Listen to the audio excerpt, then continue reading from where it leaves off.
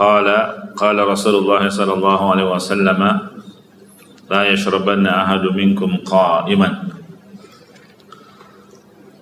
Hadisnya dari sahabat Abu Hurairah. Abu Hurairah nama aslinya adalah Abdurrahman bin Sahr radhiyallahu anhu, dan beliau masuk Islam 4 tahun sebelum Rasulullah wafat, menunjukkan masa keislamannya Abu Hurairah sangat sebentar, hanya 4 tahun saja. Tapi beliau manfaatkan betul-betul, nempel terus sama Nabi, ya, sehingga beliau termasuk sahabat yang banyak meriwayatkan hadis, ya, sampai 3.000 sekian hadis. Pelajaran yang kita petik, jangan putus asa manakala kita terlambat mengenal Islam atau mengenal sunnah. Mungkin ada orang-orang yang lebih dulu hijrah dari kita. Jangan putus asa, seakan-akan kita tidak bisa mengungguli mereka. Nah, ini contohnya Abu Hurairah radhiyallahu anhu, terlambat masuk Islamnya hanya 4 tahun sebelum Rasulullah wafat. Iya, tapi beliau dapat mengungguli sahabat yang lainnya sehingga dikenal dengan sahabat yang banyak meriwayatkan hadis Nabi sallallahu alaihi wasallam. Iya. Nah, salah satu hadisnya adalah ini yang kita bahas. Rasulullah sallallahu alaihi wasallam bersabda, "La yashrabanna ahadu minkum qa'iman." Iya. Kita masih berada di Kitabul Adab. Ya, Kitabul Jami' bab adab. Beberapa adab kita sudah bahas, dan sekarang di sini adab minum. Janganlah sekali-kali seorang dari kalian minum dalam keadaan berdiri. Hadis riwayat Muslim. Ya, kalau ulama zahiriyah, ya namanya juga zahiriyah, secara zahir. Ya, menurut mereka minum sambil berdiri adalah haram, karena al-aslu fin nahi at-tahrim, hukum asalnya dalam larangan adalah pengharaman. Nah, ini menurut ulama zahiriyah. Kalau dikatakan haram berarti siapa yang minum dalam kondisi berdiri dia berdosa. Ya, berdosa karena melanggar hadis atau melanggar yang diharamkan dalam hadis ini. Tapi menurut jumhur ulama, mayoritas ulama, maknanya tidak afdal. Artinya apa? Masih boleh minum sambil berdiri, apalagi kalau dibutuhkan karena kondisi. Iya. Jadi kalau minum sambil duduk itu lebih afdal, hanya afdaliyah. Itu jumhur ulama, ya. Jadi mereka mengatakan hadis ini menunjukkan adab yang lebih afdal seseorang minum sambil duduk. Nah, apa alasan mereka? Kata mereka ada hadis dari Ibnu Abbas yang diriwayatkan oleh Imam Al-Bukhari dan Muslim bahwa Nabi SAW pernah minum dalam kondisi berdiri. Ya. Ini disebutkan dalam hadis Bukhari Muslim dari Ibnu Abbas radhiyallahu anhuma, saqaitu Rasulullah sallallahu alaihi wasallam min Zamzam fasyariba wa huwa qa'imun. Aku memberikan air Zamzam kepada Rasulullah sallallahu alaihi wasallam maka beliau pun minum air Zam-Zam dalam kondisi berdiri. Ya, ini Bukhari Muslim ini. Nah, begitu juga dengan perbuatan sahabat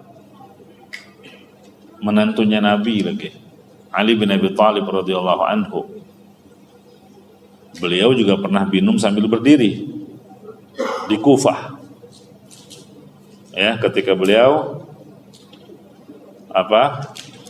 di Kufah, beliau diberi minum sambil berkata, "Inna nasan yakrahu ahaduhum ayyashraba wa huwa qa'imun." Sesungguhnya orang-orang tidak menyukai jika salah seorang dari mereka minum dalam kondisi berdiri.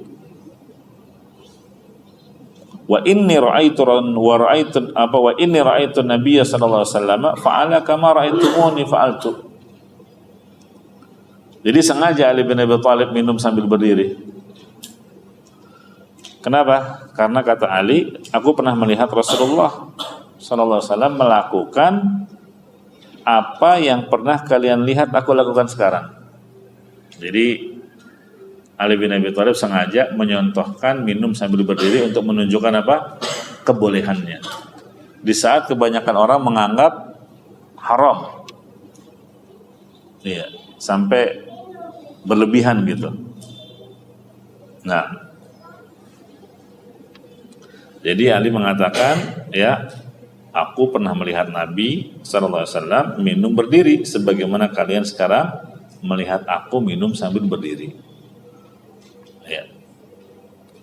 Nah, ini dalil yang dipakai oleh jumhur ulama bahwasanya minum dalam kondisi berdiri hukumnya boleh, terutama jika ada kebutuhan. Jadi seperti minum air Zam-Zam kan, itu apalagi zaman sekarang ya, Masjidil Haram itu penuh sesak, ya, dan orang ngantri minum air Zam-Zam. Kalau ada kesulitan untuk duduk atau jongkok, nggak apa-apa, minum sambil berdiri, begitu. Nah, terus para ulama berbeda pendapat bagaimana mengkompromikan hadis-hadis tadi yang seakan-akan kontradiksi. Iya, ada hadis dari Abu Hurairah yang menyebutkan larangan minum sambil berdiri. Terus ada hadis Ibnu Abbas yang menyebutkan Rasulullah pernah minum sambil berdiri. Ditambah lagi dengan perbuatan Ali. Nah, ini para ulama terbagi menjadi beberapa pendapat. Pendapat pertama mengatakan bahwa hadis-hadis yang menunjukkan larangan minum sambil berdiri itu datangnya belakangan. Datangnya terakhir.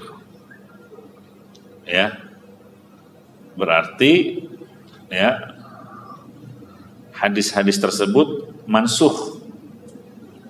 Ya. Mansukh berarti menghapus hadis yang membolehkan.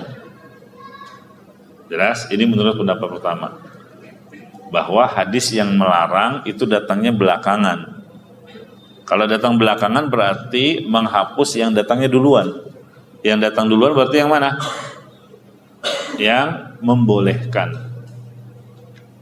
Iya.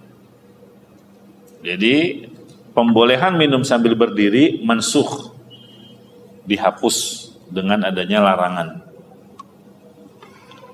Ini menurut pendapat pertama. Tapi pendapat ini nggak kuat. Kenapa?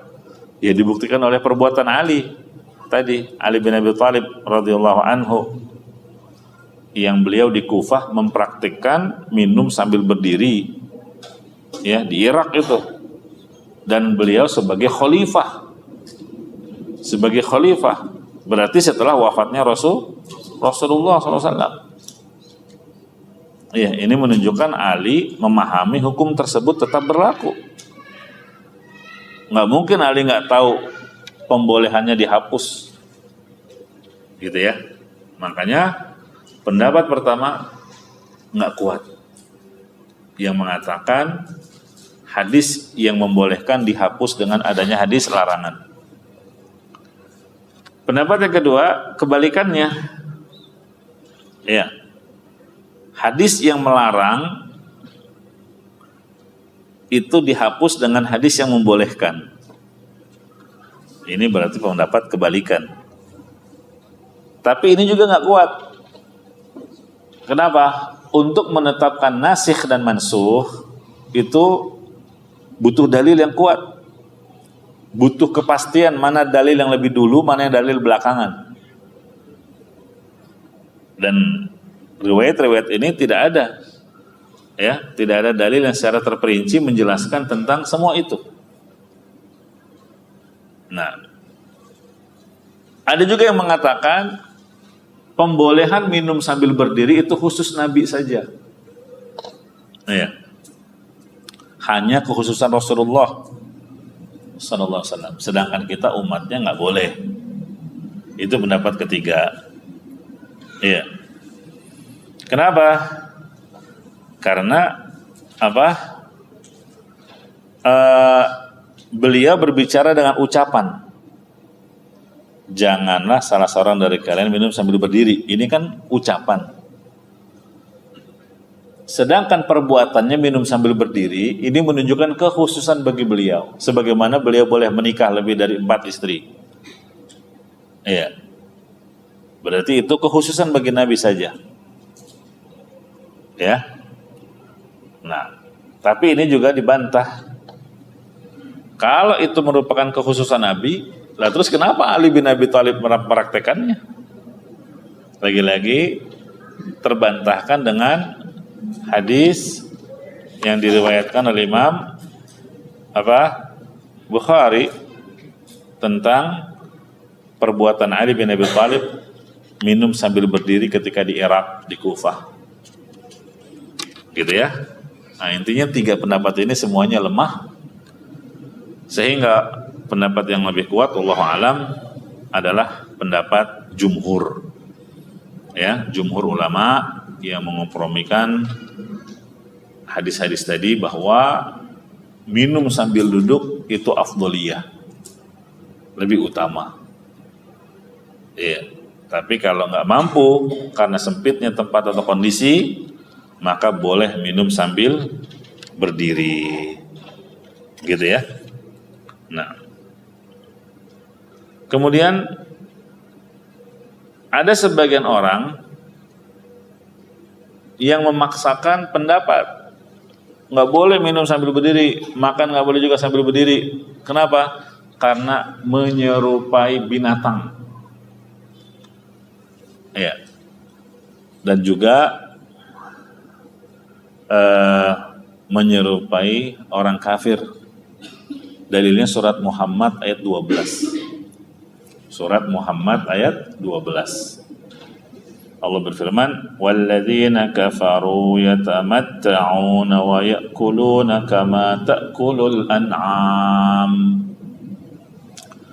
Orang-orang kafir itu bersenang-senang di dunia ini. Mereka makan seperti makannya binatang. Makannya binatang gimana? Berdiri. Minumnya binatang bagaimana? Berdiri. Nah, jadi kata mereka nggak boleh dong. Padahal ayat ini maksudnya bukan bicara soal cara makannya. Ya, bukan cara makan binatang yang sambil berdiri atau minum sambil berdiri. Maksudnya adalah Allah menjelaskan tentang kehidupan orang-orang kafir. Kehidupan orang kafir itu seperti binatang. Iya, mereka cuma memuaskan nafsu perut dan kemaluan. Mereka hanya bersenang-senang, makan-makan saja, nggak peduli halal haram. Ya, melupakan akan adanya hari kiamat, hari pembalasan. Nah, itu yang dimaksud. Jelas ya? Nah, ini jemaah azanillahu wa iyyakum terkait dengan hadis yang ke-11, adab minum. Ya, kesimpulannya pendapat jumhur ulama bahwa minum sambil berdiri itu boleh jika dibutuhkan, tapi yang lebih afdal hendaknya minum sambil duduk. Ya bagus juga sih, seperti yang sempat viral bagaimana atlet kita ya, pebulu tangkis ya di tengah-tengah tanding kemudian ada jeda minum dia menampilkan duduk.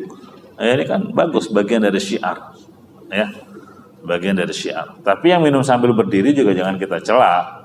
Ya, wah, beda dengan yang satunya. Iya, dia haram itu. Nggak boleh. Jangan sampai berlebihan mengatakan haram. Iya. Hadis yang ke-12. Hadisnya dari Ali bin Abi Thalib radhiyallahu anhu. Qala Rasulullah sallallahu alaihi wasallam, "Idzan ta'ala ahadukum falyabda' bil yamin wa idza naza'a falyabda' bis shimal. Liyakunil yumna awwalahuma tun'alu wa akhirahuma tunza'u." Nah, kalau tadi adab minum, sekarang adab pakai sendal. Masya Allah ya, Islam. Kata Nabi SAW, jika salah seorang dari kalian memakai sendal, mulailah dengan bagian kanan. Pakai sendal, pakainya yang kanan dulu. Kalau melepasnya, mulailah dari yang kiri dulu. Kalau melepas, kiri dulu. Lihat. Liyakunil yumna awwalahuma, jadikanlah sandal yang kanan yang pertama kali dipakai, ya, pakai kanan dulu, baru kiri. Dan jadikanlah sandal yang kanan yang terakhir kali dilepas, berarti kiri dulu baru kanan. Nah, kalau seseorang mengamalkannya dapat pahala dia.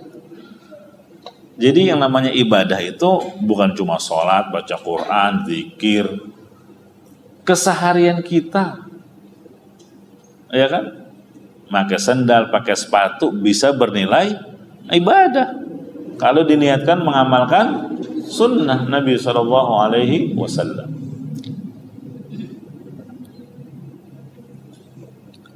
Gitu ya. Nah, jadi jamaah rahimakumullah, memang ini salah satu pijakan dari kaidah umum yang disebutkan oleh para ulama. Perkara sunnah Rasulullah itu untuk hal-hal yang baik, ya, yang memiliki keutamaan memang mendahulukan yang kanan. Ya, misalnya bersisir, nyisir rambut itu kanan dulu, baru kiri, baru atas. Ya, kemudian makan, jelas kalau makan kanan, minum kanan, nggak boleh pakai tangan kiri, caranya syaitan. Pakai baju juga kanan dulu, ya. Nah, pakai sandal pun demikian. Ini disebutkan dalam hadis Aisyah radhiyallahu anha, kana Nabi sallallahu alaihi wasallam yu'jibuhu tayammun fi tana'ulihi wa tarajjulihi wa tuhurihi wa fi sya'nihi kullihi. Kata Aisyah radhiyallahu anha, Rasulullah itu sallallahu alaihi wasallam senang mendahulukan bagian kanan dalam hal memakai sandal, menyisir rambut, ya, dalam hal toharoh, wudu, tayamum, mandi, kanan dulu, ya. Dan dalam segala perkara, ini perkara-perkara yang baik. Bahkan nyukur rambut, tahallul, apalagi tahallul ya, setelah umroh, setelah haji, itu tahallul, ya, didahulukan yang kanan dulu, apalagi gundul, ya kan? Boleh pesan sama tukang cukurnya, Pak, yang kanan dulu. Ya. Ini disebutkan dalam hadis dari Anas bin Malik radhiyallahu anhu. Ya. Lamma rama Rasulullah sallallahu alaihi wasallam al-jamrah wa nahara nusukahu wa halaqana wal haliq shiqqahu al-ayman fa halaqahu. Jadi setelah Rasulullah melempar jumrah, kan kalau udah lontar jumrah, udah menyembelih unta, maka mencukur, ya kan? Cukur gundul. Maka beliau menyodorkan menyodorkan kepada tukang cukur bagian kanan kepala beliau, iya, untuk digundul lebih dulu, begitu. Terus setelah yang kanan udah bersih, itu rambutnya dikumpulin, Dipanggil Abu Talhah. Iya. Fa'atahu iya. Rambutnya tadi dikasih ke Abu Talhah. Terus summa nawalahu syiqqal aisar. Nabi menyodorkan kepala bagian kiri, dicukurlah bagian kirinya. Ya kiri dulu. Setelah itu rambutnya dikasih lagi ke Abu Talhah. Iqsimhu bainan nas. Bagi-bagikanlah rambut ini kepada orang-orang. Nah, ini termasuk tabarruk dengan fisik Nabi sallallahu alaihi wasallam selagi masih hidup. Gitu ya.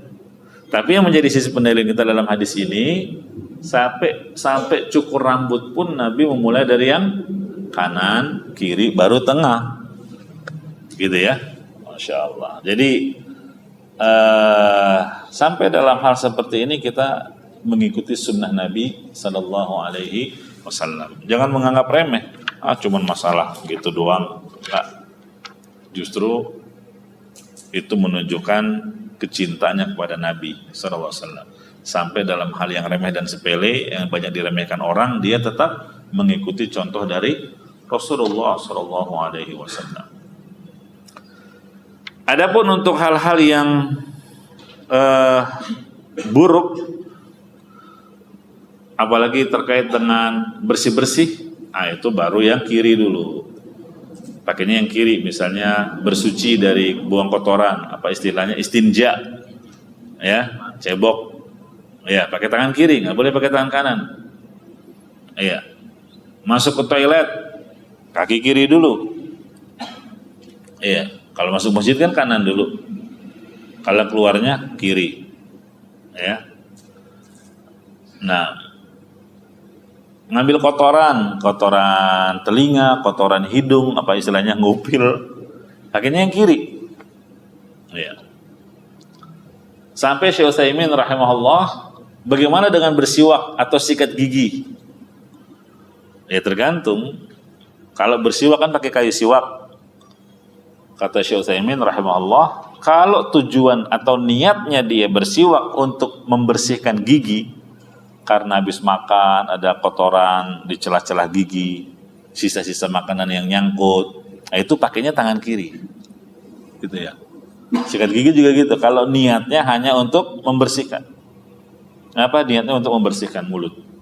Tapi kalau niatnya hanya mengamalkan sunnah, ya giginya sih bersih. Cuma Rasulullah SAW mengamalkan sunnah bersiwak, misalnya mau sholat. Ya, nah ini jarang diamalkan di negeri kita ya. Kalau di Saudi banyak, karena memang gampang dapetin siwaknya ya. Nah itu pakai tangan kanan. Kenapa? Karena giginya sebetulnya bersih. Dia bersiwak hanya karena mengamalkan sunnah. Mau mulai sholat, mau baca Quran, bersiwak dulu. Giginya sih bersih. Apalagi mau masuk rumah atau masuk rumah. Aisyah pernah ditanya, apa sih yang Nabi lakukan pertama kali ketika beliau masuk rumah? Kata Aisyah, bersiwak. Iya, bersiwak. Nah, jadi pakai kanan atau kiri tergantung niatnya. Kalau niatnya ingin membersihkan mulut atau gigi, pakainya yang kiri. Kalau tahu giginya bersih, tapi di situ dia hanya ingin mengamalkan sunnahnya bersiwak, misalnya mau wudu, di tengah wudu, sesudah wudu, mau baca Quran, ya, memulai sholat, mau sholat, ya itu pakainya kanan, begitu ya. Nah, kemudian jamaah rahimani wa rahimakumullah, di sini terkait dengan menggunakan sandal, ya. Kenapa kok memakai sandal yang kanan dulu? Ya karena itu perkara yang baik. Dari sisi mana baiknya? Orang pakai sandal, pakai sepatu, itu kan hal yang baik. Baiknya dari sisi kaki terjaga dari kotoran, dari sesuatu yang berbahaya, mungkin ada duri di jalan yang bisa menusuk kakinya. Tapi karena dia pakai sepatu atau pakai sandal, kan terjaga, nggak langsung. Ya, bisa aja pas kita, ternyata ada paku payung ini di sandal. Alhamdulillah, pakai sandal. Kalau nggak pakai sendal, wah lumayan nancep ke kaki nih. Gitu kan? Kan baik itu berarti. Makanya memakai sandal, dahulukan yang kanan. Kalau ada yang tanya, apa sih hikmahnya? Hikmahnya begitu. Ya, kalau kamu keluar, itu kan di luar banyak tuh yang bisa membahayakan kakimu. Apalagi cuaca panas, aspal, wah melepuh nanti kakimu itu. Ya, atau ada aja duri, atau beling, atau paku. Kakimu bisa luka nanti, apalagi udah kena penyakit diabetes, wah repot tuh, keringnya susah, gitu kan? Nah, sehingga ketika engkau memakai alas kaki, terjaga kakimu, dan itu sebuah kebaikan. Ya. Nah, sebaliknya ketika melepasnya, kaki yang tadinya terjaga, ya, sehingga apa? Hilang penjagaan itu. Terancam nih kaki, walaupun mungkin niatnya karena bersih, ya, mau masuk rumah atau masuk masjid, ya ternyata bisa aja pas nyopot sendal nginjek, wah apa ini? Oh parah. Ternyata ada beling atau ternyata ada sesuatu yang tajam melukai kakinya. Nah, itulah diantara hikmah kata para ulama, ya, ketika melepaskannya kenapa disunahkan yang kiri? Karena ketika melepaskan itu menghilangkan penjagaan terhadap kaki, ya, dan itu tidak baik. Jelas ya? Nah, barakallahu fiikum. Kemudian satu lagi hadis dari Ali bin Abi Thalib juga radhiyallahu anhu, qala Rasulullah sallallahu alaihi wasallam, la yamshi ahadukum fi na'lin wahidatin. Janganlah salah seorang dari kalian berjalan memakai hanya satu sandal saja. Iya. Ini biasanya kalau sandalnya mental, mana cari sandal? Oh, tuh ke sana mental. Ayo dipakai yang ada aja dulu, terus jigrik gitu ya, ngambil yang mental tadi. Nah, berarti kena larangan ini. Iya. Berarti gimana? Ya minta tolong ambilkan orang, atau jangan dipakai dulu sandal yang satunya. Karena kata Nabi SAW, wal yunilhuma jami'an au liyakhla'huma jami'an. Setelah Nabi larang, nggak boleh pakai sandal atau pakai sepatu cuma separuh, hanya satu sandal saja. Tapi hendaknya dia memakai kedua-dua sandalnya atau dia lepaskan kedua-duanya. Gitu. Ini hadis riwayat Bukhari Muslim. Ya. Nah, jadi nggak boleh pakai sandal kanan aja atau pakai sandal kiri aja. Sepatu juga gitu. Misal dia kalau nyupir enaknya sambil pakai sepatu. Cuma kan gas yang main tuh kaki kanan doang tuh. Udah pakai sepatu yang kanan aja, yang kiri enggak. Karena yang kiri apalagi kalau metik ya, yang kiri malah suka dinaikin ke bangku gini kan nyantai. Nah, ini enggak boleh, kena larangan. Ya, kena larangan dalam hadis. Iya. Adapun nyeker sesekali itu juga boleh, itu sunnah malah. Tapi asalkan dipastikan ya aman. Mungkin kita tahu oh sini jalannya tanah atau di sini jalannya aspal, sengaja untuk terapi, ya, supaya kaki kita bawahnya juga kuat, ya. Apa istilahnya kapalan ya. Nah, kalau kapalan kan berarti tebel tuh. Apa kulit kakinya itu diantaranya suka nyeker, ya. Nah, ini disebutkan dalam hadis dari Abdullah bin Buraidah. Qala rajulun li Fadalah bin Ubaid, ma li araka sya'ithan. Qala inna Rasulullah sallallahu alaihi wasallam kana yanhana an katsiri minal irfah. Qala ma li la ara 'alaika hidha'an. Qal kana Rasulullah sallallahu alaihi wasallam apa ya'muruna an nakhtafi ahyanan. Nah, ini hadisnya dari Abdullah bin Buraidah. Pernah ada seseorang berkata kepada Fadalah bin Ubaid, "Kenapa aku melihatmu dalam kondisi apa istilahnya semrawut gitu ya? maksudnya kok penampilannya gini? Ya sederhana sekali. Dia bilang, sesungguhnya Rasulullah melarang kami dari bermewah-mewahan secara sering. Penampilannya selalu mewah, wah gitu ya. Makanya sengaja. Terus kenapa aku melihat kamu gak pakai sandal? Kata Fadhalah, ya Rasulullah memerintahkan kami untuk tidak memakai sandal kadang-kadang, sesekali. Gitu ya. Tapi ya tahu momennya, tahu tempatnya ya. Mungkin kalau orang nggak pakai sandal karena olahraga di pagi hari sengaja, itu bagus. Ya, tapi kalau tiap hari kemana-mana nggak pakai sandal, ke masjid nggak pakai sandal, ya, nah ini kan jadi apa? Nggak bagus juga ya, nggak muruah. Iya. Nah ini jamaah azani Allah wa iyyakum. Kemudian apa ilat? Ilat itu apa ya? Alasan. Sebab dilarangnya memakai hanya satu sandal, kanan saja atau kiri saja. Nah, itu ada beberapa pendapat. Ya, pendapat pertama ada yang mengatakan ilatnya karena kita dituntut untuk berbuat adil dalam segala hal.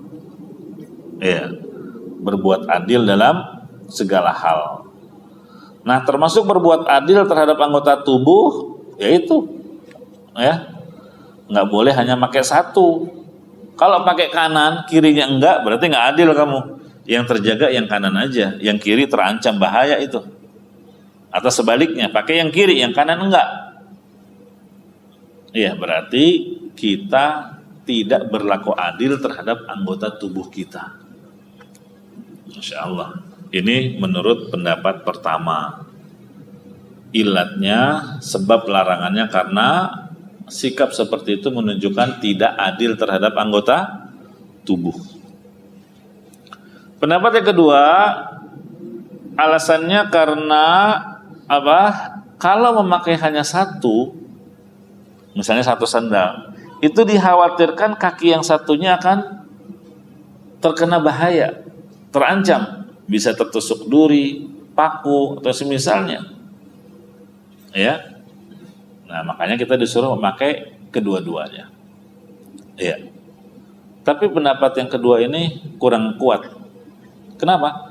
Karena tadi ada hadis dari Abdullah bin Buraidah bahwa Rasulullah SAW membolehkan berjalan tanpa alas kaki, ya. Tapi dua-duanya nyeker. Iya. Ini menunjukkan pembolehan, tapi sifatnya kadang-kadang. Tadi kita sudah bawakan hadisnya. Itu pendapat yang kedua. Ya. Nah, pendapat yang ketiga, alasannya karena berpenampilan hanya memakai satu sandal itu akan menarik perhatian orang yang disebut syuhrah.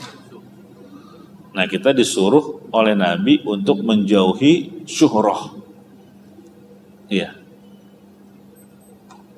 Melakukan perbuatan yang dengannya akan menarik perhatian banyak orang. Sengaja tampil beda gitu, buat jadi ciri, ya, menimbulkan ketenaran. Nah, ini libas syuhrah. Itu kan ada ancamannya.